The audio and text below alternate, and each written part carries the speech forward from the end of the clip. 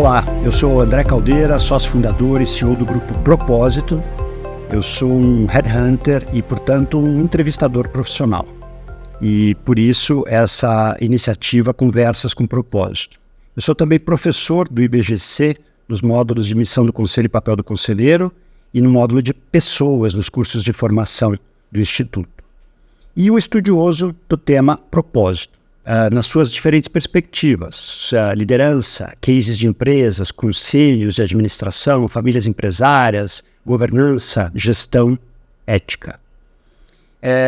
Agora, em 24, a gente retomou a iniciativa Conversas com Propósito, que havíamos lançado em 2020, em plena pandemia, no ano de 20 em formato de lives e agora em formato de podcast. Então, esse conteúdo também está disponível em outras plataformas como LinkedIn e Spotify, além do YouTube. A nossa frequência de novos programas ela é quinzenal e são sempre conversas muito intimistas que vão além das figuras públicas, buscando então conhecer e gerar conexão com grandes nomes, com grandes cabeças, com grandes lideranças e o seu propósito. CEOs, conselheiros, presidentes de conselho, membros de famílias empresárias, autores, especialistas, pesquisadores. E a minha convidada de hoje é uma pessoa que eu tenho grande admiração, que tem uma trajetória sensacional, a Gabriela Baumgart. Gabi, seja super bem-vinda. Muito, muito obrigado pelo teu tempo e disponibilidade de estar com a gente hoje. Obrigada, André. Faço aqui também uma honra enorme estar aqui. Faço uma homenagem a você, também meu colega aí na causa de governança corporativa, colega no IBGC, né? Damos aula também na casa. Enfim, sou admiradora sua, do seu trabalho.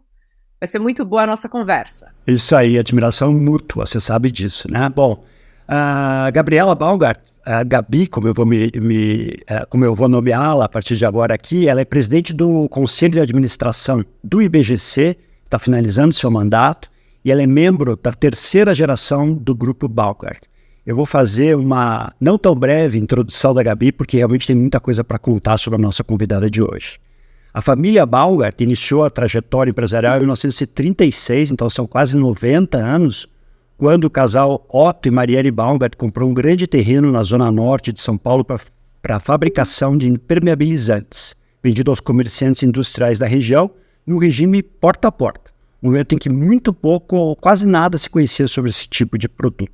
Hoje, o Grupo Baumgart conta com mais de 1.000 funcionários diretos e mais de 7.000 indiretos, negócios na indústria química, nesta origem que eu comentei com, por exemplo, a marca Vedacity.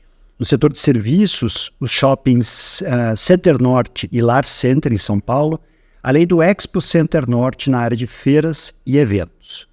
E em hotelaria e turismo de negócios, o Novo Hotel Center Norte. No agronegócio, as Fazendas Reunidas Baumgart. A Gabi ela é graduada em Direito Empresarial pela USP e Administração pela FGV, tem especialização em empreendedorismo na Babson College e Administração para Presidentes, o curso chamado OPM 45, na Harvard Business School. Ela é também uma especialista em governança corporativa, conselheira de administração experiente, o que a gente chama no IBGC de CCA Plus, CCA+, certificada então pelo IBGC com atuação em conselhos há mais de 12 anos. Ela é conselheira do Grupo Baumgart e também coordena o Comitê de Estratégia, Inovação e Sustentabilidade do grupo. Ela é membro do Comitê de Sócios e está terminando seu mandato como presidente do Conselho de Administração do IBGC, Instituto Brasileiro de Governança Corporativa, posição que ela ocupa desde 2022. Além disso, ela é presidente do Conselho da Track and Field e do Museu de Arte Moderna em São Paulo e é membro do Conselho Consultivo da Faber-Castell. Integra o Senior Advisory Board do Capitalismo Consciente Brasil, é patrona e líder do projeto Bazar Samburá da Associação de Assistência à Criança Deficiente, é fundadora do Fundo Dona de Mim, uma iniciativa do Grupo Mulheres do Brasil de microcrédito para mulheres empreendedoras, e presidente do Conselho de Administração do Instituto Center Norte, do seu grupo empresarial. É membro do Family Business Network, mentora do programa Winning Women da UI, com foco em empreendedorismo, e mentora do IBGC, pelo PDEC, o programa PDEC, com o tema de diversidade em conselhos.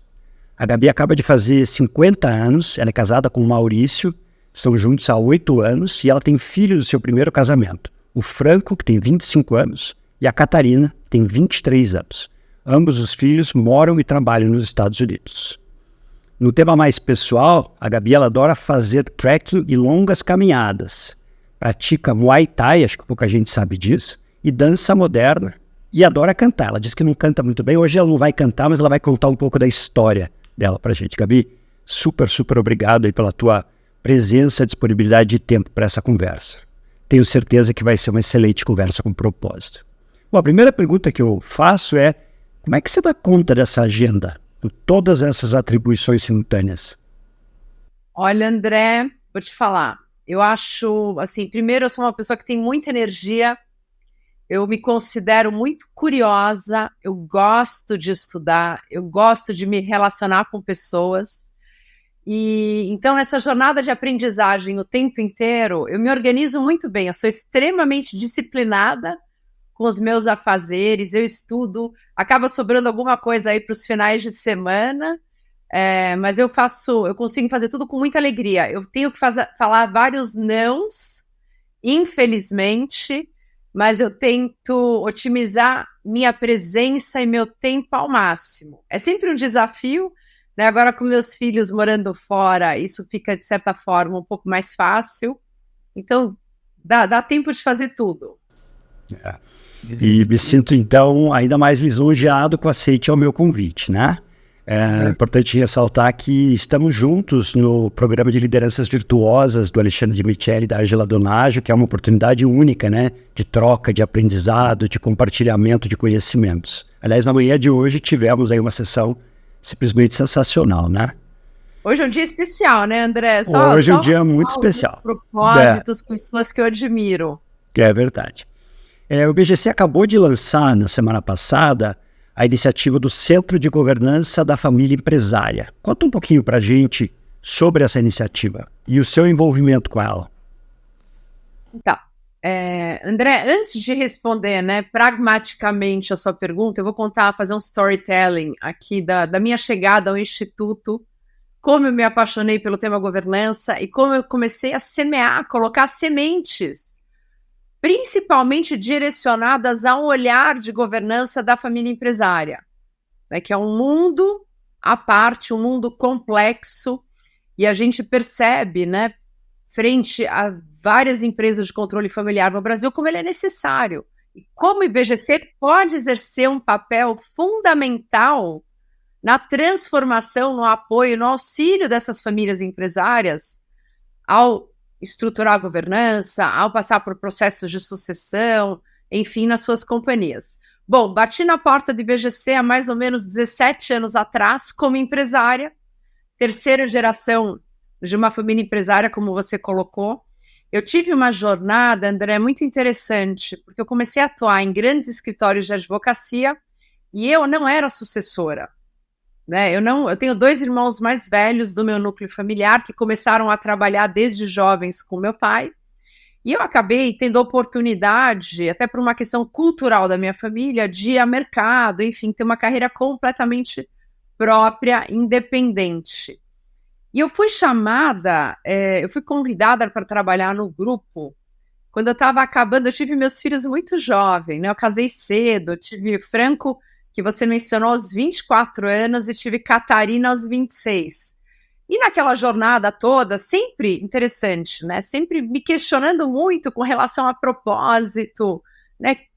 Eu adoro trabalhar, né? Minha família tem um valor, assim, com relação ao trabalho, admiração, na educação pelo trabalho muito forte. Eu falei que, já que a gente se empenha tanto, eu gostaria de estar exercendo algum papel, algum trabalho que realmente me satisfizesse pessoalmente, né? E o direito não me trazia isso. Trouxe ótimos amigos, vários aprendizados, mas eu não me via nessa cadeira advogando para outras companhias, enfim, nem causa própria. Eu gostaria de trabalhar com pessoas, com negócios, com dinâmicas, né? Com tendências de comportamento, enfim, sempre pessoas no centro. Né? E acabei decidindo sair da carreira do direito. Estava numa transição para outro negócio já em fase final, quando meu pai me chamou e falou, Gabi, o que você acha de trabalhar comigo? E aí eu descobri, André, que eu era apaixonada por negócio. E eu nasci num ambiente empreendedor.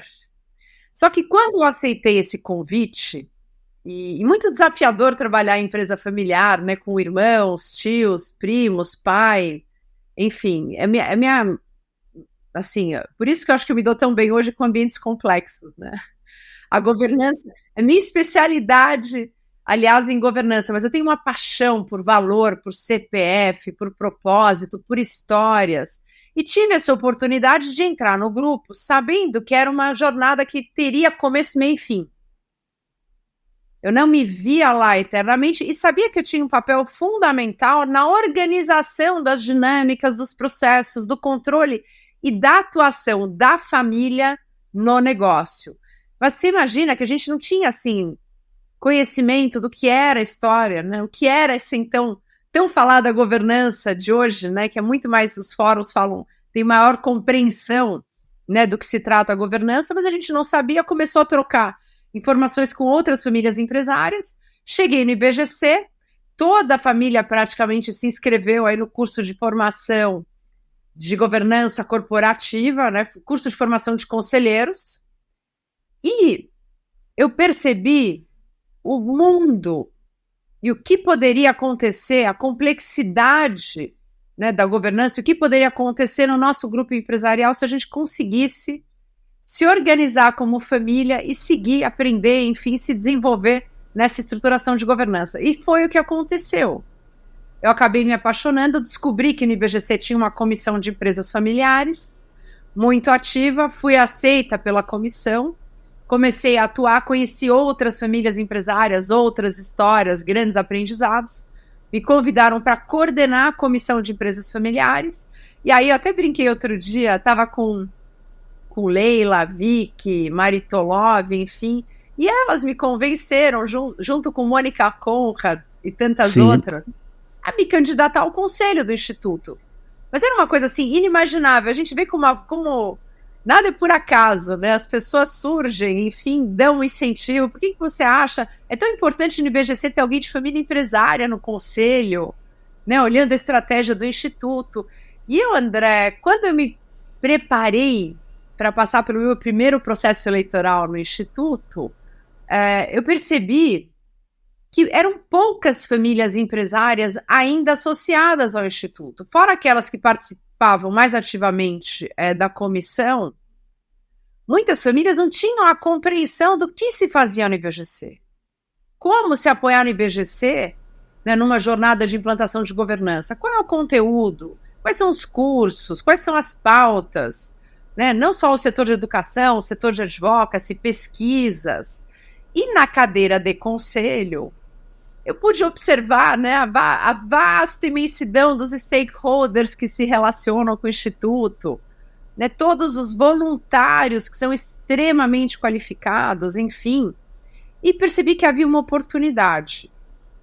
Mas então você ingressou primeiro como conselheira e aí no outro... como aluna. Antes de você entrar no conselho. Tá. Exatamente, há 17 anos atrás. Eu acho que eu até a minha turma de formação, a minha turma de formação era incrível, né? Pop Tosi, o Kaká, Giovanna Donella, todos os alunos. Sei. E grande parte da minha família empresária, né? O meu tio, alguns primos, irmãos, enfim. Tentando ver, gente, o que é essa história de governança? E você como empresária, né, sentada, enfim, tentando ver como é que eu absorvo esse conhecimento e como é que eu coloco isso em prática. Porque uma coisa é falar, outra coisa é fazer, implementar na sua companhia.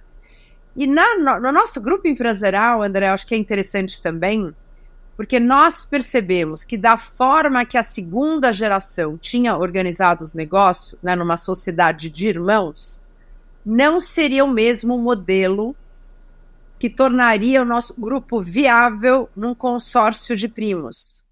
Então foi um grande movimento, não só meu, mas da terceira geração como um todo, de aprender, trocar experiência com outras famílias empresárias sobre governança, com consentimento da segunda geração, né? Mas a gente é muito grato ao IBGC por todo esse aprendizado, para então ir aplicando, fazendo nosso planejamento estratégico, olhando para a governança corporativa de maneira estruturada, olhando para a governança familiar e depois para a governança da sociedade de maneira estruturada. E nós estamos nessa jornada há 17 anos. Mas no meu caso específico, né, depois de fazer o curso, e eu descobri tudo que o IBGC poderia oferecer para essa nossa jornada empresária, acabei me envolvendo na comissão de empresas familiares, fui convidada a coordenar, depois fui incentivada a me candidatar ao conselho, foi uma eleição, nunca tinha passado por um processo, né, tão dinâmico, posso até falar que estressante, né, do processo eleitoral. Eu nunca vi uma organização com tantos voluntários engajados, né, pelos candidatos. Que inclusive está acontecendo agora, né?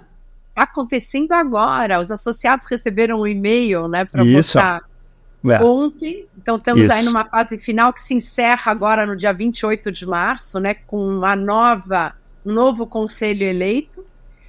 E aí eu tive o convite, passei por esse processo eleitoral, entrei em 2020. A eleição do novo conselho foi no dia 16 de março. No dia seguinte, o IBGC fechou por causa da pandemia. A gente esquece. Né? Eu não pisei no IBGC no meu primeiro mandato inteiro, onde o presidente foi Henrique Luz por um ano, depois Leila Lória pelo segundo. Exatamente. E aí, você sabe que foi uma coisa bem interessante? Por que eu estou contando tudo isso? Porque eu acho que dentro, né, de tudo que aconteceu na pandemia, o IBGC fez grandes descobertas. Por ter virado rapidamente a chave do online, a abrangência, a frequência das aulas, cursos, workshops, toda a interação dos associados, né, ou interessados com o Instituto passou a ser online. Isso aumentou o impacto e a abrangência de todo aquele conhecimento que nós temos dentro do Instituto. E a gente acessou mais famílias empresárias. E eu comecei a ter um papel um pouco de embaixadora, né, um lugar de fala de uma empresária que aprendeu governança, que está nessa jornada, não só no meu grupo empresarial, mas sou uma grande influenciadora de governança em outras empresas, organizações que eu estou, como conselheira ou como, enfim, mentora, como executiva. Mas eu acabei tendo esse papel de uma empresária que viveu essa história, que passou por todas as dores e oportunidades de um processo de instalação de governança, falando, influenciando novas jornadas. Então, eu tive esse meu primeiro mandato no IBGC, depois eu me candidatei novamente. Foi uma experiência também muito interessante, onde do conselho anterior ficaram só 2 membros, entraram 7 novos, num novo modelo de processo eleitoral, e aí eu fui convidada a presidir esse conselho por 2 anos. Então, foi uma enorme experiência. Ano passado também, de novo, com essa bandeira, né, de governança em empresas de controle familiar, tive a oportunidade, com o lançamento da 6ª edição do Código de Melhores Práticas de Governança Corporativa do IBGC, fazer um roadshow Brasil inteiro. E o que eu mais percebi, que quem se aproximava, quem estava nos eventos do Instituto, eram membros de família empresária. Né, aí a identificação com a minha história é muito forte. Ontem, inclusive, eu estava no Instituto, foi uma primeira aula de uma trilha para acionistas de empresa familiar. Eu fiz também um estudo de case com eles, e assim, eu fico até emocionada, né, no meio da aula, porque eu falo, gente, então assim, a gente acaba, né, passando muito aprendizado, mas aprendendo demais com outras realidades. E agora, onde eu quero chegar no centro, né, de família empresária, que foi lançado semana passada. E foi um presente, você sabe que eles até falaram, assim, os diretores, Gabi, a gente quer dar um presente para você. Você se engajou tanto. Então, assim, ó, tô até com a caixinha aqui. Que legal. Muito legal. Na semana passada, quando a gente estava, enfim, preparando o webinar, fez o primeiro Fórum Nacional do IBGC para a Família Empresária, foi um evento de grande sucesso, mais de 100 pessoas inscritas, fila de espera, 200 no online, enfim. Eu começo de novo a materializar que o IBGC está se comunicando com essas famílias empresárias e está podendo ajudá-las nessa jornada. Então, semana passada foi lançado aqui o Centro de Governança da Família Empresária, e eu fui convidada, assim que eu deixar a minha cadeira, né, de presidente de conselho do Instituto, a ser uma grande embaixadora dessa nova frente do Instituto, dessa nova causa, junto com tantos outros associados, com a comissão, com professores, com tantos mestres que lá temos, que já tem essa causa muito forte, podendo colaborar aí com muita estratégia, enfim, e podendo atingir cada vez mais empresas e organizações no Brasil. É muito bacana. Imagino que você não tinha ideia do que seria essa jornada quando você procura o IBGC há 17 anos atrás. Não, a menor ideia. E eu sempre falo, sou tão grata ao Instituto.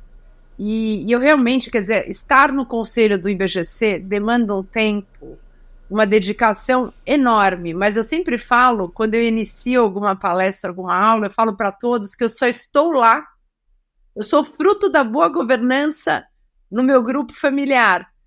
Senão, com certeza, eu não estaria lá para contar uma história, e eu não estaria lá porque a gente nem sabe se a empresa seria longeva. Se eu, como terceira geração, seria capaz de, junto com primos, irmãos, tios, organizar a companhia, organizar a família para que ela continuasse, para que a empresa continuasse crescendo, tendo boas relações familiares, com uma boa estratégia, à luz dos nossos valores.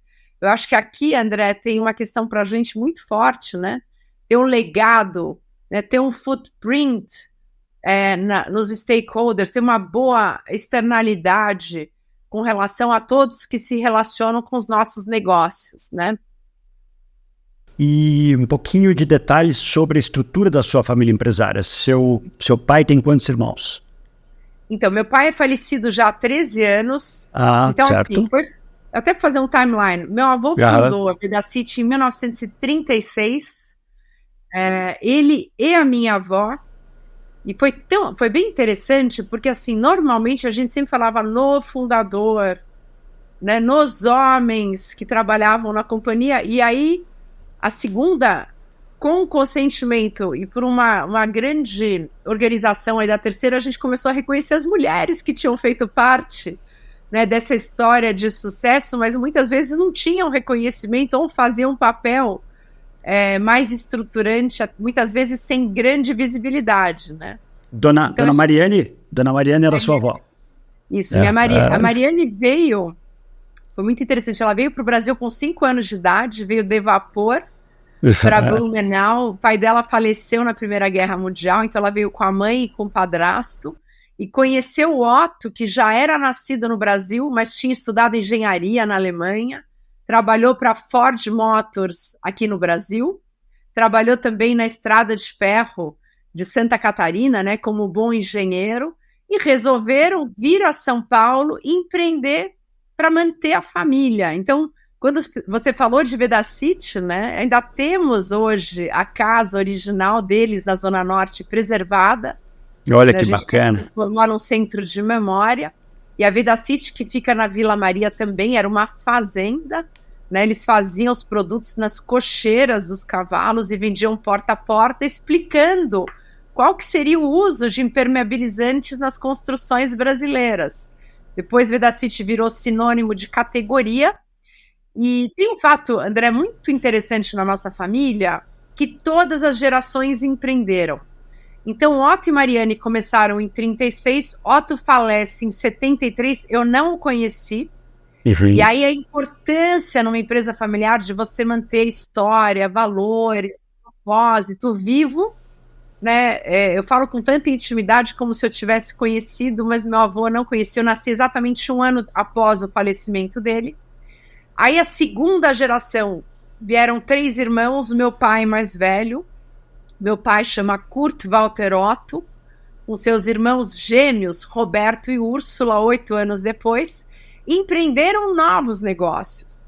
Então começaram um grande negócio imobiliário na região norte, onde hoje nós temos o Shopping Center Norte, o Shopping Lar Center, o Expo Center Norte. Então começaram a empreender. O Shopping Center Norte foi o 4º shopping em São Paulo, né, completamente um DNA muito empreendedor, né, de começar um negócio que tinha um viés elitista na época.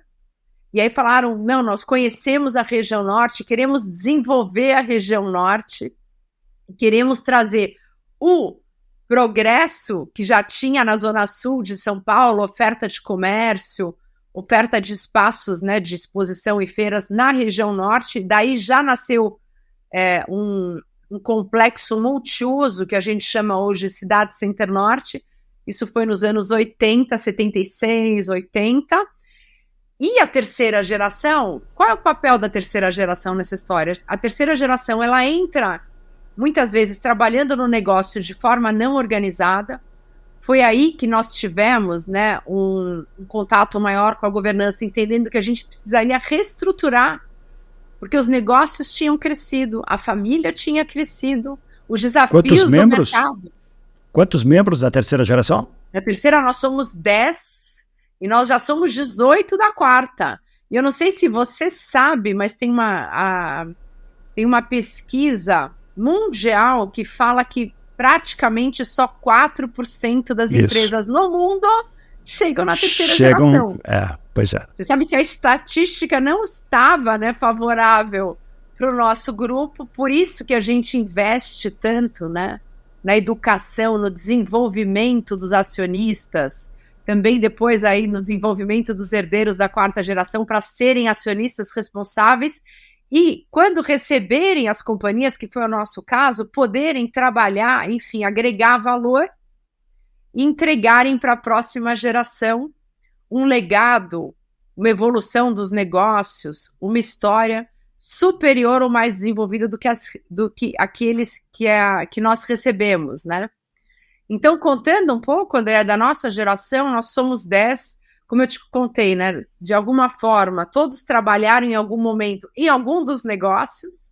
Em 2017, nós tomamos a corajosa decisão de sairmos dos negócios, contratarmos, né, profissionais não familiares para a cadeira de CEO dos negócios, mas nós estaríamos perto. Nós estaríamos bem ativos, aproveitando conhecimento, aproveitando toda a expertise que a família tem dos negócios, porque a família foi muito operadora dos negócios, né? E a gente não queria perder todo esse conhecimento. E a gente também acredita numa governança próxima à gestão. A gente até fala, né? Governança com 4 olhos. Extremamente apoiadora, extremamente dinâmica e estratégica, sem invasão, né, das fronteiras, das responsabilidades, mas muito apoiadora, muito investidora. E a governança, né, esta reorganização dos negócios, ter uma boa governança corporativa, né, mesmo tendo uma empresa de capital fechado, tendo uma boa governança familiar com o conselho de família, olhando história, os relacionamentos, legado, os processos de sucessão da nossa família, e tendo uma boa governança de sócios, olhando também, será que a governança funciona ou não? É um alto investimento, né, de tempo e de todos os recursos. Se tem oportunidades, quais as estratégias dos negócios, qual a ambição da família, qual o preparo da família, somos realmente os melhores acionistas para os negócios que nós temos. Temos os melhores conselheiros independentes, né, nos ajudando nessa jornada, tanto no conselho como nos comitês. Então, assim, toda essa reflexão e essa estrutura permite, e aí eu vou te falar de um âmbito muito pessoal, né, permite que você acorde todo dia falando, puxa, eu estou no lugar correto, eu quero ser sócia dos meus irmãos e dos meus primos, eu acredito naqueles valores que a gente discutiu, eu acredito naquele protocolo de família que nós assinamos. Outra frase que eu adoro falar, né, para a família empresária, você não precisa amar a tua família, né? Você precisa, e é uma questão humana, olha que interessante, você tem afinidade mais com uns do que com outros, mas a gente faz de tudo para ter uma relação respeitosa. Saudável, né? Saudável, com lugar de fala, com lugar de escuta, que nenhum sentimento ruim seja guardado, né, ou escondido embaixo do tapete, que a gente tenha locais corretos para expor o que cada um de nós acha e que todos possam contribuir nessa jornada. E eu acho que isso faz com que tenha uma grande cola. Então, assim, com grande alegria eu posso te falar que nós somos diferentes, nós divergimos, nós temos estilos completamente diferentes, mas a gente consegue ter um grande alinhamento, né? Melhoraram as relações familiares com a governança, melhorou a nossa relação de sócios, né? O nosso olhar para as companhias, e melhorou muito o ambiente que a gente tem, inclusive com relação à atração de talentos e o olhar que a gente tem de longevidade e geração de valor para os nossos negócios. E tem um ponto, até que eu acho super bacana, a gente é extremamente preocupado com sustentabilidade de verdade, né? Então a Vedacity, há 2 anos atrás, se tornou uma B Corp, e a gente faz questão de colocar a sustentabilidade nas decisões estratégicas dos negócios. A gente quer, sim, ser líderes, né, no setor onde nós atuamos, mas não é um lucro a qualquer custo. Eu acho que os nossos valores de família são os grandes norteadores. E aí tem um grande desafio para uma família empresária como a nossa, que decide sair da gestão, achar e ter os profissionais que tenham esse alinhamento de valor conosco. Sem dúvida, sem dúvida. Sabe que eu sempre digo que em processos de recrutamento, na atração de talentos externos, você tem que olhar para o técnico, você tem que olhar para o comportamental e para o cultural. E esse tema do cultural, né, o chamado fit cultural, ele é realmente muito importante quando a gente traz a realidade da família empresária. Agora, pegando o gancho nisso, dessa trajetória tão bacana que você relatou para a gente, teria alguma coisa que você gostaria que vocês tivessem feito diferente e que poderia talvez servir como uma dica, uma sugestão para outras famílias empresárias que talvez estejam numa fase mais inicial dessa jornada? Olha, André, então a gente fala assim, a gente erra, mas a gente acerta mais do que erra. Você sabe que erros são oportunidades de aprendizado. Sim, são claro. Oportunidades de amadurecimento. Então, assim, o que eu acho? Eu acho que é importante materializar, tentar. Eu acho que muitas vezes, uma coisa é você pegar, né, o código de melhores práticas e fazer aquilo ser verdade. Então, por exemplo, eu vou contar um caso específico que eu acho que é bem emblemático. No nosso primeiro protocolo de família, a gente demorou 1 ano e meio para assinar. Eu não sei se você tem clareza do que é um protocolo de família, mas para quem está nos ouvindo aqui, ele é um dos documentos importantes que eu poderia considerar assim como uma constituição familiar. Então é a forma que a família se relaciona com os negócios. E aí tem várias regras e não tem um modelo padrão. Tem assim, a gente fazia reuniões praticamente semanais, a gente trazia tudo que nos incomodava nas atitudes de outros, enfim, e a gente vai fala assim, agora a gente vai pôr tudo em cima da mesa e vai regular aqui as nossas diferenças e como que a gente vai agir daqui para frente. Então, para ter ideia, né, do que tem no protocolo, do que pode ter no protocolo de família, pode ter assim, sucessão, um plano de estágio, um plano de trainee para familiar, como funciona? Uma sucessão até. Quanto tempo a pessoa tem para sair da companhia? Como é feito um processo de sucessão? Isso também é cuidado bastante pelo Conselho de Família, e sem dúvida nenhuma pelo Conselho da Companhia, né? Mas quando tem familiar, Isso também deve ser regrado no protocolo. O protocolo pode, por exemplo, regrar, e tinham hábitos, talvez, de uma empresa, quando a empresa era menor, e vou dar um caso emblemático, assim, de usar o jardineiro para fazer alguma coisa na casa de algum acionista no final de semana.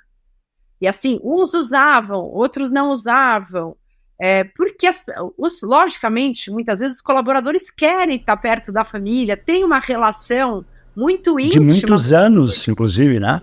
Muitos anos, até a gente tinha muito querido um mecânico na fábrica, né, que chamava Ari, que no final do dia, já que a fábrica tinha um mecânico para o caminhão, quando quebrava o carro de alguém, ele dava uma olhada também, né?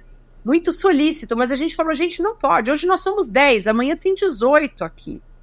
Né? E não é justo, porque alguns usam desse serviço, outros não, a prioridade do colaborador é a companhia, mas aquela coisa de empresa pequena, né, André, que você vai organizando. Então, toda essa organização, esses combinados entraram no nosso protocolo de família. Mas ele demorou 1 ano e meio, até o dia que a gente não aguentava mais. Agora a gente vai terminar esse protocolo. Porque era assim, discussões, então tinha um membro de cada núcleo familiar, são 3 núcleos, levando as questões, e aí volta para o núcleo, vem com a resposta, media, negocia, e aqui a importância também de ter alguns consultores. Elementos externos. Isso, elementos externos, podem ser conselheiros, muitas vezes o conselheiro, né, numa primeira jornada de governança, ele exerce um pouco esse papel de mediador, enfim, né, de educador na jornada de governança, ou consultorias, então voltava, eu falei, gente, então, eu nem lembro mais o que está escrito, é melhor a gente assinar. Né? E aí os cônjuges, como é que a gente trata os cônjuges numa empresa familiar? Sim. E os cônjuges são muito importantes para a nossa dinâmica, eles são muito ativos na governança familiar, mas na sucessão da sociedade, a gente acaba estabelecendo que são os sanguíneos. No protocolo, por exemplo, a gente estabelece que nenhum familiar mais trabalha nos negócios. Nem nós da terceira, nem a quarta. Porque a gente já queria ter uma perspectiva para a nova geração que eles podem sim contribuir. E aí depois eu vou contar até um pouquinho das raias de desenvolvimento que a gente traçou para os familiares com relação aos negócios, mas assim, que eles não seriam mais executivos. Eles podem sim fazer um plano de trainee, estágio, no máximo até 2 anos trabalhando na companhia, mas eles não serão executivos. Por quê? Porque a gente pode vir a ter questões, né, de conflito entre a família por poder, influência, enfim, outras coisas que a gente acha que não vale a pena.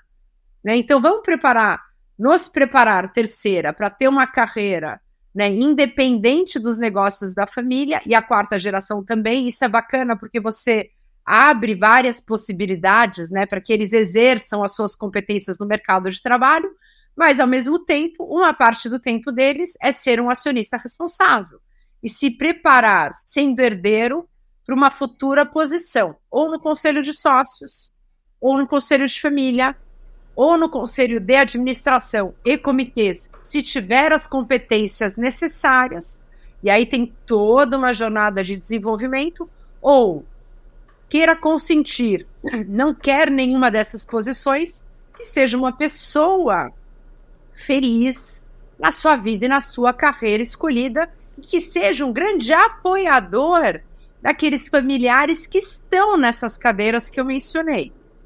Certo, certo. E olhando para esse período como um todo, e até ampliando um pouco mais, pensando na tua história de vida, se você tivesse que trazer uma figura de referência na sua vida, pai, mãe, professor, mentor, o que você traria como alguém realmente de grande relevância e por que a escolha dessa pessoa? Uma grande referência na minha vida foi o meu pai. Por quê? Assim, uma admiração enorme pelo DNA empreendedor raiz. Por um lado, grande estudioso, extremamente inteligente, dedicado ao trabalho, frugal.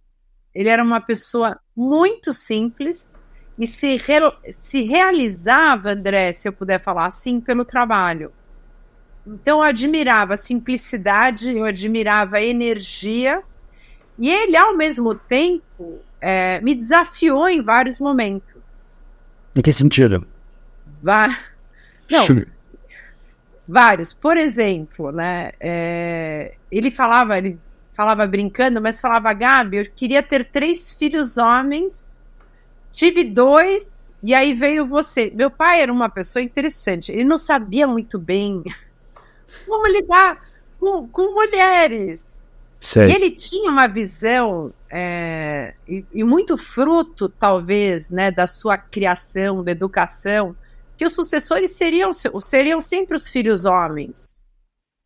Então, por ter essa cultura dentro de casa, acho que por isso que eu tenho essa bandeira feminista de diversidade em conselhos, por essa natural né, por essa oposição de alguma forma, e tudo com muito amor, hein, André? Sim. É interessante essa relação, porque você tem uma admiração enorme, mas ao mesmo tempo tinham questões a ser superadas. Isso fez com que eu fosse a mercado, que eu pudesse me provar para mim mesma de diversas outras formas. Então isso foi me fortalecendo. E tudo que é desafiador sempre trouxe para mim uma grande energia de superação. Então eu queria provar que eu era boa aluna, eu queria provar que eu era muito boa no trabalho, estudiosa. Outro desafio dele, ele falava assim, com relação a férias e viagens, né? E acho que é por isso que hoje eu estudo compulsivamente. Ele falava, olha, só vou poder incentivar viagens e te ajudar se for de estudo, né? Porque ele é uma pessoa que realmente valorizava a educação. E aí eu falei, ótimo, eu vou viajar todo ano para estudar alguma coisa. Unir o útil ao agradável. Útil ao agradável. Com 11 anos de idade eu fui para a Coreia e para o Japão. E eu comecei a ter diversas experiências no mundo todo, sempre com olhar de aprendizado, de estudo. Isso também foi me tornando, me desenvolvendo. E foi muito interessante quando ele me chamou para trabalhar no grupo empresarial novamente. Né? Depois de uma longa jornada, eu já era mãe, eu poderia ter ficado na carreira jurídica, eu já estava em grandes escritórios aqui em São Paulo, enfim. E foi muito interessante trabalhar com ele, né? Porque ele, o que eu te falei, brilhante, empreendedor. Mas o que eu quero colocar aqui para você, eu tenho uma admiração enorme, eu tenho uma gratidão enorme, e ele foi uma pessoa que foi mudando durante a sua jornada de vida. Inclusive, minha mãe também sempre foi uma mulher muito forte, mas assim, também de outra época, né, de uma relação de suporte ao marido, minha mãe super prendada, né, nas questões de casa, uma exímia mãe, mas sempre trabalhou, também sempre foi um exemplo forte, mas assim... Trabalhava na empresa? Então, ela chegou a trabalhar na companhia como diretora de marketing, e ela sempre soube superar os desafios com muita inteligência emocional. Então, ela também, para mim, é uma pessoa que eu admiro enormemente, porque para a geração dela, ela ser executiva, ela conquistar esse espaço, ter uma carreira também, não era normal, né? Talvez, ela está hoje com 82 anos, e ela foi alçada a isso, e aí ela começou a ser muito incentivada pelo meu pai também, né? Então eu falo, meu pai foi mudando a jornada e o aprendizado, o reconhecimento dele com relação às mulheres, né? Tanto na companhia como nas suas jornadas profissionais. Então, muito interessante. E tem uma pessoa que para mim também foi icônica, mas é mais antiga, que é a mãe da minha mãe. A mãe da minha mãe, ela foi campeã brasileira de tênis, antes da Marister Bueno, e era uma pessoa muito moderna. Como ela se chamava? Maria da Glória Ribas Hussmann. E eu adorava, assim, porque minha mãe, como, né, tinha uma vida super corrida, sempre aos finais de semana eu ia para casa da minha avó. Certo. E eu, nossa, uma delícia. E aí ela sempre me levava no Clube Pinheiros para jogar tênis com ela, né? E contava. Então, até hoje, eu tenho todos os troféus que ela ganhou a vida inteira. Ela viajava o Brasil inteiro, nas competições. Ela não gostava de cozinhar. Quando ela ficou viúva, ela falou que, eu lembro bem, né, das histórias contadas, que ela ia dar todas as panelas embora. Então ela era muito moderna também para a época, enfim, foi uma grande influenciadora da autenticidade. Eu acho que eu tive grandes exemplos de autenticidade e aprendizados de como superar desafios, como lidar em ambientes complexos. Muito então bom. foram algumas pessoas que me inspiraram. Você sabe que no IBGC, André, puxa, que é o meu terceiro ciclo, né? Eu acho que eu tive um grande ciclo profissional, que foi a questão, né, de advogar.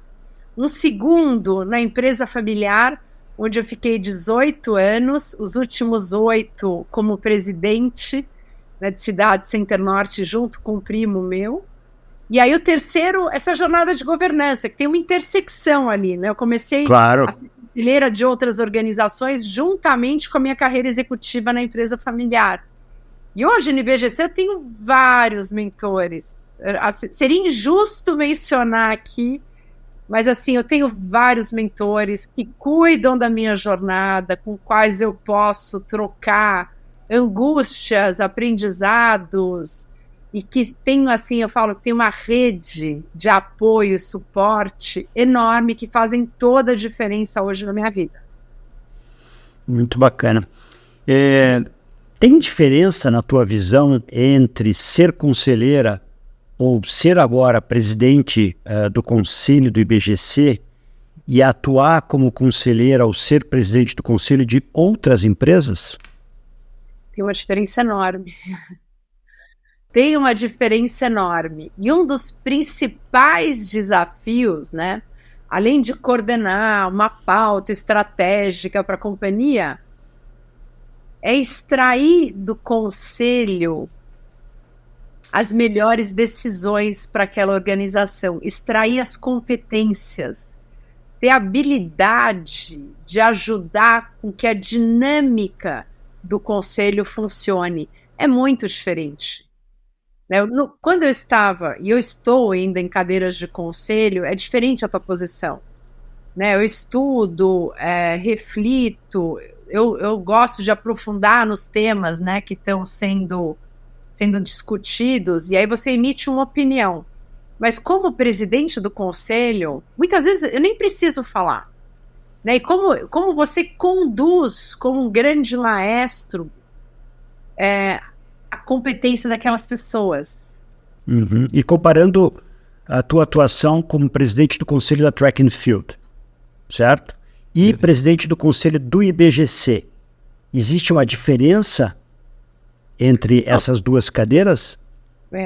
Não muito, enorme. Assim, são culturas, são sistemas, são pessoas diferentes, mas a dinâmica de presidência é muito parecida. Parecida. Então você olha, lógico, você olha estratégia, toda a agenda temática. Será que os temas principais estão vindo para a mesa? Mas a grande riqueza está nas pessoas, a grande riqueza está no conhecimento dos stakeholders que estão no conselho, dos líderes da companhia. E eu sou uma conselheira que gosta de estar perto da gestão, de falar com as pessoas, de marcar reuniões, de estar nos comitês, de ouvir, né, os debates. E acho que cada conselho, cada dinâmica é diferente, mas eu consigo, eu brinco, eu dou sorte também, né? E eu faço escolhas de estar em lugares que eu acredito nos valores e que os valores são materializados pelos negócios, né? Então, tanto Faber-Castell, como já tive em outras companhias também, eu sempre tenho um grande alinhamento de valores com os valores da companhia e das pessoas. Mas a arte da presidência, né, o exercer a presidência, é muito diferente de você ser um conselheiro ou uma conselheira, né? E pegando carona, então, nesse comentário, você gosta de estar próxima da gestão, próxima da operação, acompanhar. O que você elencaria como características importantes de um líder ou uma líder nesse mundo que a gente está vivendo hoje em dia? Até você inspirada pelos nossos aprendizados, primeiro, se conhecer. Quais são as minhas fortalezas? Quais são os meus pontos de melhoria? Acho que eu sempre começo por mim. Né? Até onde eu consigo ajudar? O que está sendo esperado? Eu tenho esse repertório no meu conhecimento? Eu preciso ir atrás de pessoas que tenham esse repertório. Então, sempre um líder, né? Se conhecer, investir no seu desenvolvimento, e ter muita consciência do seu impacto nos sistemas onde você atua. Né? E aí, outra coisa, ter o conhecimento das suas competências hard e soft, né? Das competências técnicas e comportamentais. E como é que eu influencio dinâmicas? Como é que eu influencio colegiados? Como é que eu posso melhorar a interação, o resultado desses colegiados? Então, acho que o grande líder começa olhando para dentro. Depois, eu brinco, né? O que eu estou fazendo aqui? Qual é o meu propósito? Eu acho que aquela história, né, de cair nas coisas, às vezes, sem querer, agora, depois dos 50, eu quero fazer escolhas ainda melhores na minha vida, né? Lógico que oportunidades passam, e eu acho que às vezes a gente quer participar de algo para ver se é aquilo mesmo ou não, mas fazer escolhas com clareza. E eu tenho reduzido muito, André, as coisas que eu faço hoje, sabe? Porque eu quero ter profundidade. E reconhecer o meu limite humano é importante. Eu já tive a minha fase de Mulher Maravilha, né? Achar que vai dar conta de tudo, mas durou muito pouco, sabe? Foi até os 30. E de lá para cá, eu tô melhorando aí as minhas escolhas, saber trabalhar com agenda sem nada, poder estudar, poder meditar, poder refletir, poder cuidar de outras questões muito importantes, né, para mim, por exemplo, né, a saúde, a disciplina com o corpo, com exercícios, o lazer, né? Você falou de trekking. Meu marido e eu, a gente adora fazer caminhadas, não só em São Paulo, mas pelo interior. Então a gente adora assim, longas caminhadas, esse contato com a natureza também, acho que para mim foi um grande resgate no último ano, porque a gente fica nessas cidades enormes, né, André? A gente esquece que é dia, que é noite, e a natureza, eu tenho tido um chamado nesse sentido também, não só de como as empresas podem atuar em grandes questões de clima, em grandes questões sociais, mas também, né, da tua existência um pouco mais harmônica, enfim, e até com questões espirituais também, né? Você é adepta da meditação, Gabi? Eu estou sempre tentando, mas sim, assim, às vezes eu uso o aplicativo, então, às vezes pela espiritualidade, estou longe de ser uma super yogi, mas assim, essas pausas, essas reflexões têm me feito muito bem. Estar presente, sabe? Eu acho que isso está em falta hoje. É verdade, muito. As pessoas realmente presentes, né? E num fórum de conselho, por exemplo, tem uma escuta ativa, da realidade. Por isso que eu tenho feito opções de ter um pouco mais de folga na agenda, mas para mim não é fácil, tá? É um exercício meu comigo mesma. A Linda Stone, que é uma pesquisadora, ela cunhou uma expressão que me marcou muito, que ela diz que a gente vive hoje numa sociedade que está em estado de apneia de atenção. Porque a gente está sempre num lugar com a cabeça em outro, ou então a gente está com um smartphone na mão, ou então está numa reunião virtual com outras abas abertas, e a gente está perdendo a capacidade de fato ter essa presença real, né? A escutativa que você menciona, né? Que é algo super importante quando a gente pensa na dinâmica de conselhos, por exemplo. Não só de conselhos, né? De times. Tudo, lógico, reuniões, né? Em momentos que são tão importantes. E eu fiz até um curso de mindfulness alguns anos atrás e me ajudou bastante. E eu adorei descobrir que tem meditação ativa. Né, que você pode meditar andando, por exemplo, né? Sim, sim. O que é super difícil, né? Diga-se de passagem.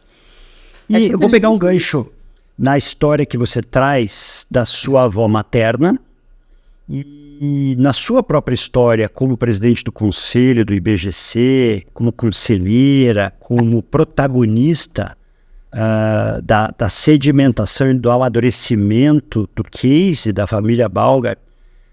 E agora com a recente promoção da Valéria Café como diretora-geral do IBGC. Eu queria entrar na pauta de diversidade de gênero e o tema de mulheres em conselhos. A gente tem aí uma estatística que vai de 15% a 20%, algumas pesquisas trazem um pouco mais a realidade da presença de mulheres em conselhos de administração das empresas do Brasil. Dada a tua trajetória e o teu conhecimento, que pontos você elencaria como importantes para o amadurecimento desse tema? E a segunda parte da pergunta é: que dicas ou orientações você daria para as mulheres que querem trilhar essa carreira como conselheiras? Não, excelente, André. Primeiro, né, eu acho que a gente nem chega a 20%. Então. Na última pesquisa do IBGC, eu acho que a gente está em algo em torno de 16%, e é uma evolução muito lenta. Aliás, quando eu cheguei no IBGC, há mais de 15 anos, né, atrás, nós éramos só 3%. Eu lembro exatamente da sensação de entrar no meu primeiro congresso do IBGC, né, e falar, gente, o que está, né? É o clube do Bolinha. Realmente eram pouquíssimas mulheres. E não tinha esse movimento todo, André, de realmente observar a efetividade de fóruns diversos. Então, para mim, é da mesma forma que eu muitas vezes encaro sustentabilidade. Né? Eu acho que ambientes diversos de conselho, eles geram melhores decisões, eles geram mais valor, as empresas performam melhor. Você não precisa de um colegiado onde várias pessoas têm as mesmas competências. Você precisa de um colegiado diverso, né? E aqui eu vou além do gênero, que é importante. Sem dúvida. A gente tem várias causas hoje com relação à raça, enfim, outras diversidades que são importantes. Porque são formas, são lentes, né, de avaliar negócios e desafios e oportunidades de realidades e pontos de vista diferentes. Então, a qualidade das decisões tomadas por fóruns diversos são muito melhores para os negócios. E vão ter, e já tem, inclusive acho que pesquisa da McKinsey, a mais recente, apontado que tem maior geração de valor. Então, quebram-se alguns paradigmas. Desafios na mesa. Vieses, conscientes ou inconscientes. Pode escolher, né? Então, assim, quando você vê no processo de seleção para novos membros de conselho ou comitê, né, no long list, no short list, e você não enxerga a diversidade, mas a gente tem um problema cultural. Né? As pessoas às vezes não se dão conta, né? E assim, eu sou super favorável a ações afirmativas pela criação de oportunidades e criação de valor. Quantas vezes eu já não ouvi de pessoas, você é headhunter, né? Você tá acostumado aí a receber perfis, né? E quantas vezes em empresas você não tem essa abertura para sugerir também o diverso, porque às vezes a procura vem muito fechada. Aí cabe a nós falarmos, né? Não, existem sim mulheres competentes, preparadas, existem sim homens e mulheres negras preparadas para as posições e todas as outras diversidades, só que muitas vezes as pessoas não têm oportunidade, elas não aparecem, elas não estão nos círculos, né, de indicação de vários dos conselheiros. Você sabe que ainda grande parte, né, da formação de conselhos, do convite para independentes, acaba sendo por indicação. Acho que tem crescido, sim, a influência, né, de empresas de hunting, de headhunters, o que eu gosto muito, porque você abre para novas possibilidades. E aqui tem uma lição de casa nossa de trazer isso para ser cogitado, porque pessoas preparadas e competentes nós temos. Né? Então, assim, é uma jornada. Eu acho que tem vários paradigmas e vieses, né, para serem confrontados, mas a gente está vivendo aí uma janela de oportunidade, e muito vem de nós mesmos, né? Nós mesmas indicarmos, conhecermos, muitas vezes nos nossos círculos, a gente acaba não conhecendo em profundidade, não tendo oportunidade de trabalhar com pessoas, né, de círculos diversos, isso é importante. Agora, você falou da Valéria Café, né? Eu acho que eu fico muito feliz de ter uma diretora-geral mulher, né? Já tivemos outras anteriormente aí no IBGC, mas foi um processo também muito estruturado, com uma consultoria externa, trabalhando em long list, short list, matriz, né, de competências, assessments, e eu fiquei muito feliz de ter talentos dentro do IBGC que podem alçar essas posições. Então foi um processo muito cuidado, sabe? Tanto, né, na transição do Pedro, que também fez uma revolução no Instituto, né, mesmo tendo começado juntamente no começo da pandemia, né, com o Conselho Novo, com pandemia, enfim, fez um lindo trabalho, né, continua aí como nosso associado voluntário também no Instituto, e de poder passar esse bastão e gerar uma grande estabilidade para o Instituto continuar se aprimorando, continuar crescendo. E tem uma notícia muito bacana, não sei se você sabe, mas no último congresso do IBGC, nós tivemos a presença de 49% de mulheres. Eu estava lá, eu vi, né? Isso é a realidade, a nova realidade, né, que a gente está vivendo. Porque aí você tem conselheiras, agentes da governança, pessoas que estão fazendo os cursos, o ecossistema sendo ampliado e se tornando mais diverso, né? Sim, e a presença dos homens é muito importante. O apoio dos homens nessa jornada de diversidade é muito importante. Muito. E a troca de aprendizado se torna ainda mais rica. Eu queria só te fazer uma pergunta. Ao longo da tua carreira como conselheira, em algum momento você sentiu que a sua opinião era menos ouvida ou menos importante por você ser mulher? Ou, dada a sua estatura, o fato de você estar ligado ao IBGC, isso não acontecia? Não. Você sabe que eu estou ligado ao IBGC de maneira mais intensa nos últimos 4 anos. 4, né? Certo. Mas eu já estive em ambientes de governança que tinham restrição de escuta por um viés machista. Uhum. Mas assim, de novo, André, eu sou movida a desafios, né? Certo. Você sabe que a gente está num país que tem questões estruturais. Sem dúvida. E aí não é só em conselho, mas assim, por isso que eu nunca perco oportunidade. Eu nunca perco oportunidade de aceitar um convite. Em vários conselhos, eu fui a primeira mulher independente a estar no colegiado. E eu sempre, assim, olho como desafio, né, de ser ouvida, de construir essa mudança cultural para os ambientes onde eu estou. Né? Muitas vezes, ou estive, eu tentei trazer um novo olhar para a diversidade, para a escuta, para a contribuição. Eu tive até engraçado, teve um conselho há muito tempo atrás, onde um dos conselheiros me perguntou por que eu trabalhava. Mas, Gabriela, deixa eu entender melhor. por que você trabalha? Eu falei, então... às vezes tem umas perguntas, eu fiquei até feliz que a pessoa foi corajosa de perguntar. É verdade. Não, você sabe que eu tenho uma carreira, eu investi no meu desenvolvimento, eu tenho um prazer enorme, porque eu acho que o trabalho... Eu aprecio produzir, né? Eu gosto de produzir, de gerar impacto.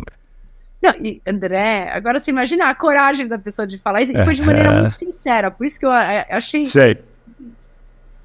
Né, da pessoa não ter uma leitura, isso é importante também na minha jornada. Eu tinha muito preconceito com a palavra herdeira. Então, mas aí você acha que essa pergunta era porque ele, quem sabe, te via como herdeira ou como mulher, ou as duas coisas? Então, não deu para saber, né? Mas talvez as duas juntas, um pouquinho de cada. Uhum. Né? E aí a pergunta foi até boa, eu falei, nossa, como é que as pessoas me veem nessa história? Então, assim, eu tinha muito preconceito, de carregar esse estigma de herdeira, que muitas vezes é vista como uma pessoa que não é guerreira, que não batalha, mas que herdou. Eu não sou self-made woman. Não, eu sou self-made woman. Né? Eu tenho uma carreira, eu fiz opções, eu fiz opção de trabalhar no negócio da família, eu fiz opção de estar em outros conselhos. Eu me desenvolvo, eu aprendo, eu troco, eu gero valor, né, com o meu trabalho, eu faço muito pro bono, né, mas eu sou remunerada pelo meu trabalho. E eu acho que eu ressignifiquei a palavra herdeira para mim mesma, sabe? Então, muito dessa coisa de ser Gabriela, né, de não ser simplesmente, né, ou...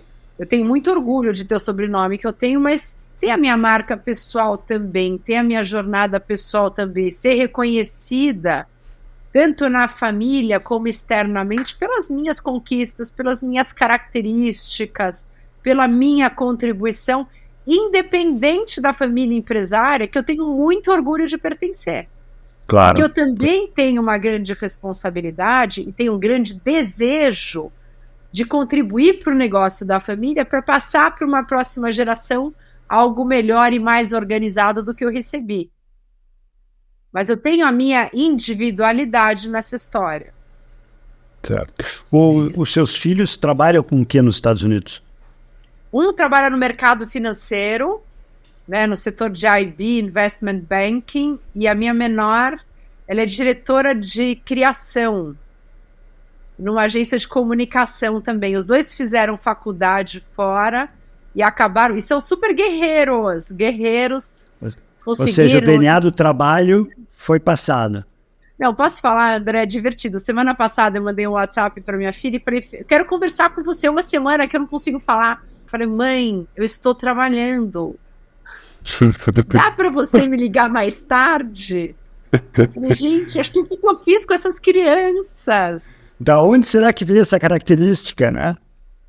Agora estão descontando em mim, mas assim, a gente tem uma relação super bacana, muito madura, de grande admiração, e eles são, assim, super guerreiros.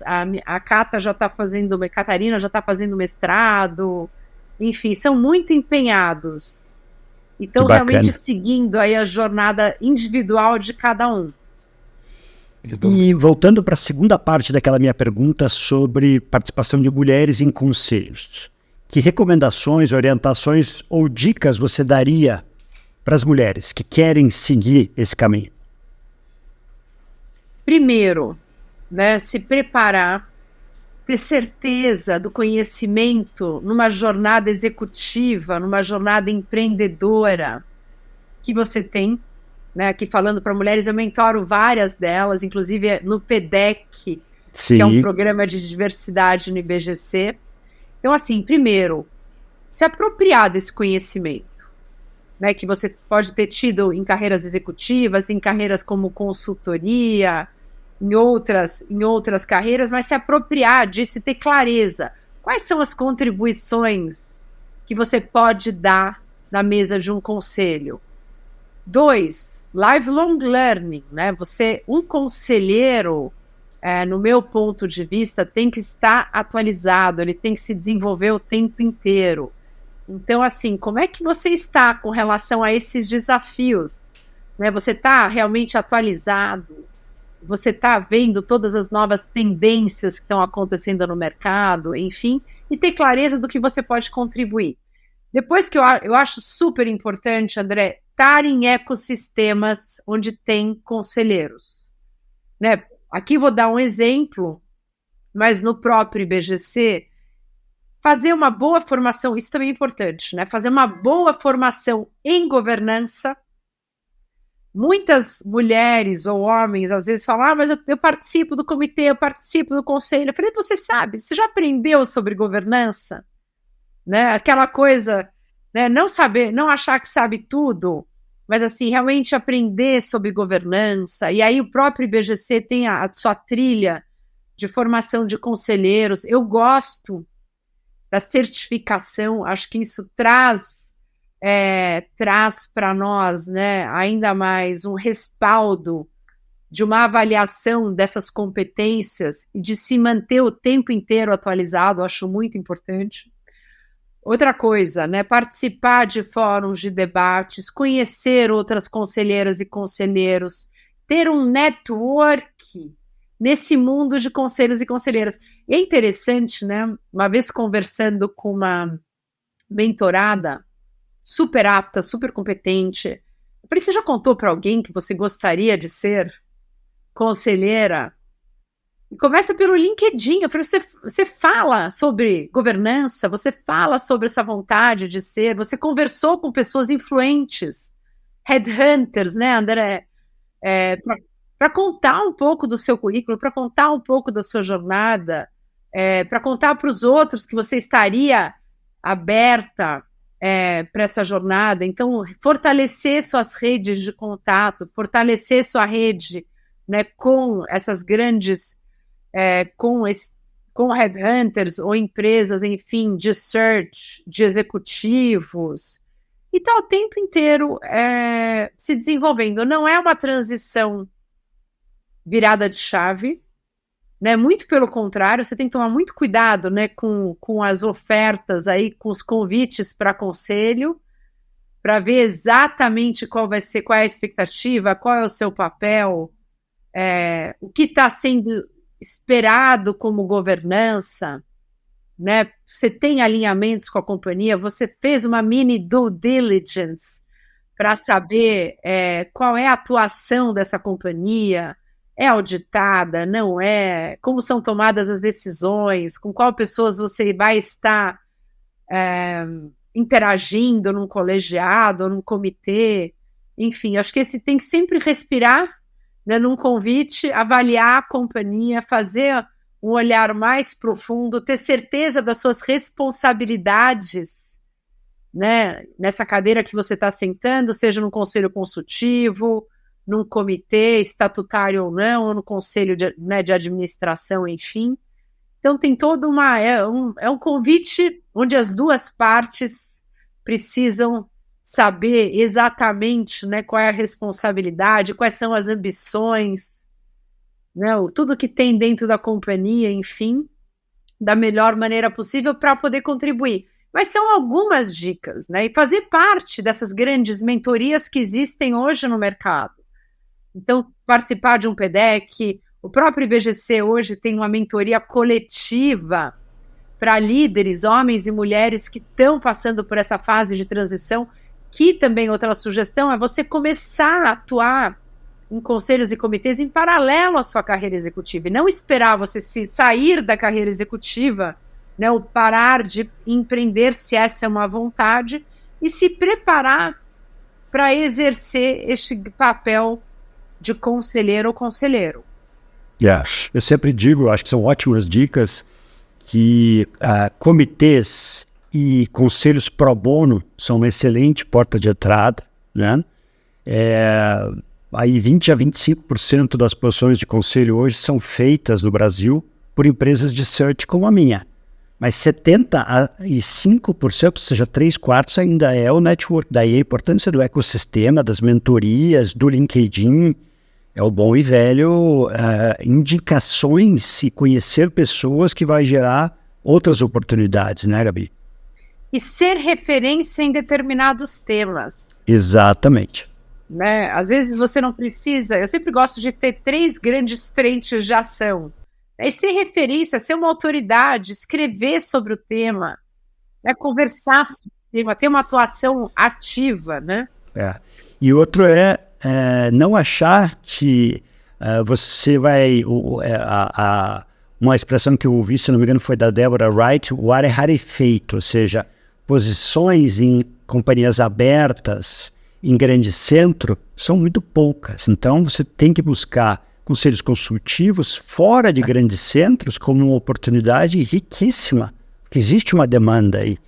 Grupos empresariais de porte, empresas que estão iniciando a jornada da governança, tem muitas oportunidades nesse sentido. E aí, obviamente, não só para conselheiras, mas conselheiros de forma geral, né?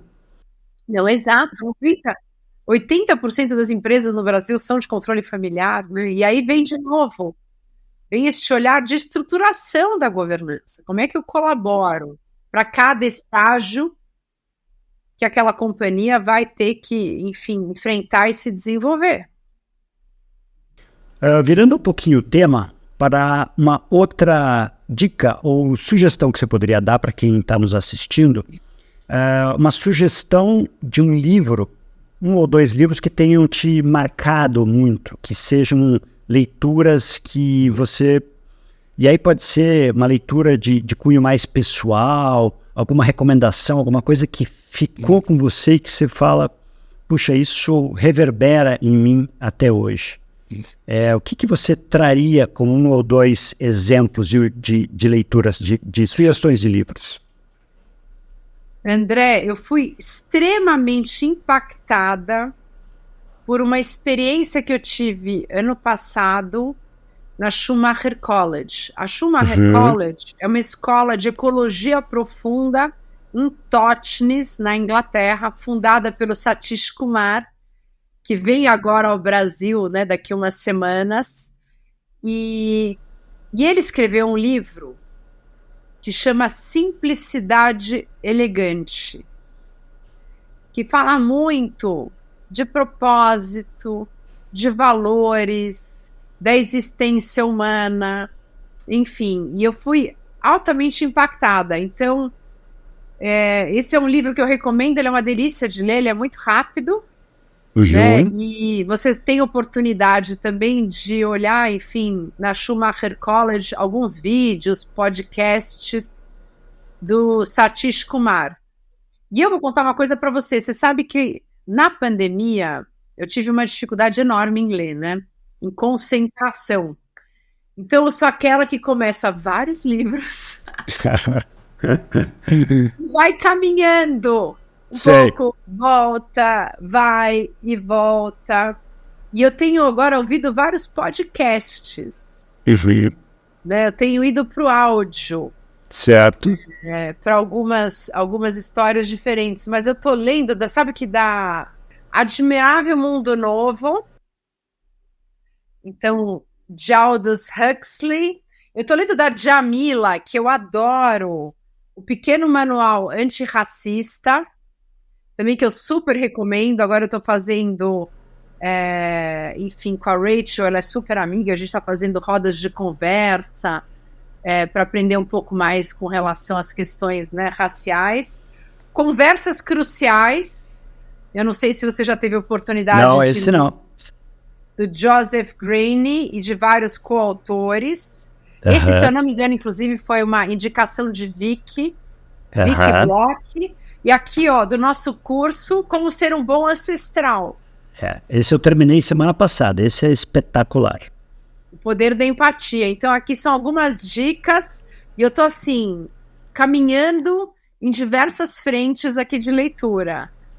Muito bom, muito Agora, bom. do Satish Kumar, Simplicidade Elegante, eu não está aqui, porque eu dei para os meus amigos, eu comprei mais 3 exemplares.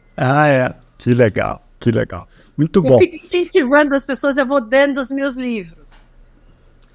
Falando um pouquinho para a gente finalizar, o que você considera, tendo feito agora 50 anos, inclusive é uma coisa que eu não comentei, nós fazemos aniversário no mesmo dia, né? Somos capricornianos de 7 de janeiro. Então, e Parabéns de novo, né? Para nós, né? O que você considera hoje, com 50 anos, o seu propósito de vida? Eu tenho o propósito, né, muito claro de construir pontes e transformar algumas realidades. Eu acredito muito em negócios sustentáveis. Eu acredito muito num capitalismo de stakeholders. Eu acredito muito na geração de valor pelo trabalho. E eu acredito muito na potência das pessoas. Eu acho que dá para você ter ideia do meu propósito. Então, todo o trabalho que eu faço, principalmente, não só em conselhos, que eu acho que a gente, no final do dia, somos grandes influenciadores dessa agenda de transformação, mas nas atividades pro bono, né, de incentivar pessoas, de criar redes de apoio que transformam a realidade, que impactam positivamente a nossa sociedade. E eu acredito muito em negócios sociais. Então, uma forma de usar um pouco, né, de todas as ferramentas que estão aqui na minha caixinha de ferramentas, de todos os aprendizados que eu tive para poder ajudar outras pessoas nas suas jornadas e, ao mesmo tempo, ser ajudada. Então, eu acho que é uma grande troca. E eu estou vendo, sabe que é uma grande reflexão, eu não tenho resposta para tudo, e eu estou pensando no meu próximo ciclo, imaginando que a gente vai viver até os 100 anos, eu tenho mais 50 pela frente, eu estou revisitando algumas histórias. Revisitando. Pegando gancho como ser um bom ancestral, pelo que você gostaria de ser lembrada pelos filhos ou netos do Franco e da Catarina? Eles vão falar assim, a avó Gabriela foi uma mulher que... Como é que você completaria essa frase? Interessante, né? Oh, nada fácil. Eu acho que eu gosto da palavra corajosa. Uma mulher corajosa que transformou barreiras em oportunidades, que gosta de pessoas e gosta de desenvolver pessoas, que cuida do planeta, porque para mim é super importante, né? Muito generosa com si mesma, é algo que eu tenho recomendado também, né? Não adianta a gente cuidar de todos se a gente não cuida de nós mesmos. E muito leve, sabe que a leveza, eu tento levar leveza e alegria para os lugares onde eu estou. E a gente lida com temas muito pesados o tempo inteiro. Então, assim, sempre tentando ter um sorriso no rosto, uma palavra de incentivo, trazer alegria para o dia a dia. Muito bacana. Como é que você lida com a finitude, com essa coisa de que seremos todos ancestrais e daqui a pouco não estaremos lá, mais aqui? Você sabe que eu não tenho o menor problema, né? André, assim, eu acho que a jornada seja boa enquanto dure. Eu sou muito grata pela saúde que eu tenho e realmente eu tento, né, cuidar dela o máximo possível, com alimentação, com exercícios, com bom sono, né, com disciplina. Mas eu acho que todo dia já é um grande presente. Todo dia já é um grande presente. E a finitude, eu acho que está além do meu controle, sabe? E tá tudo certo. Tá tudo certo. Acho que aí tem um poder superior que determina, mas que vale a pena cada dia. E uma frase que você deixaria para quem está nos assistindo, que reverberou ou reverbera na sua vida? Uma frase um poema, na verdade, que me impactou bastante nas últimas semanas, é um poema de Cecília Meirelles, que fala o seguinte, né? Renova-te, renasce em ti mesmo, multiplica os teus olhos para verem mais. Multiplica-se os teus braços para semeares tudo. Cecília Meirelles. Que coisa mais linda, linda.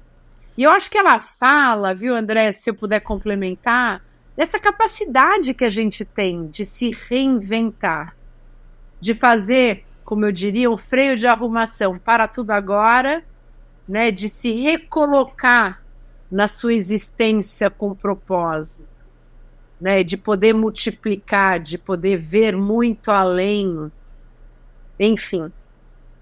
Muito, muito bom. Eu acho que terminamos em altíssimo estilo, com uma mensagem muito poderosa.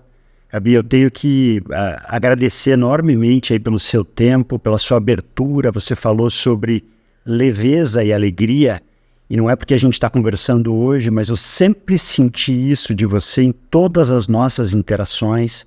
Nas outras vezes que eu tive a oportunidade de te convidar para eventos, quando eu era o coordenador geral do IBGC no Paraná, e você tem essa característica que é de trazer luz por onde você passa. E isso é muito teu, porque às vezes os assuntos são duros, às vezes a vida é árida, mas a forma como a gente lida com isso faz toda a diferença. E acho que você traz um exemplo que de alguma forma se conecta com esse teu propósito. Obrigada, que delícia. Eu estou super curioso e vou ficar aguardando os próximos capítulos depois que você fizer a passagem de bastão da presidência do Conselho do IBGC. Quero te desejar muita, muita sorte nesses próximos 50 anos. Tenho certeza que esse propósito vai crescer ainda mais e vai chegar a horizontes, pessoas, organizações e vidas de uma forma cada vez mais pulsante, mais pujante. E te agradeço imensamente pela oportunidade de estar com a gente aqui ao longo dessa hora e pouquinho. Você vê que o tempo passa rápido, né? Nossa, próximo é com um café da tarde, né, André? É isso mesmo, É que Muito quando tem bom. conteúdo, passa muito rápido, né? Então acaba ficando sempre curto.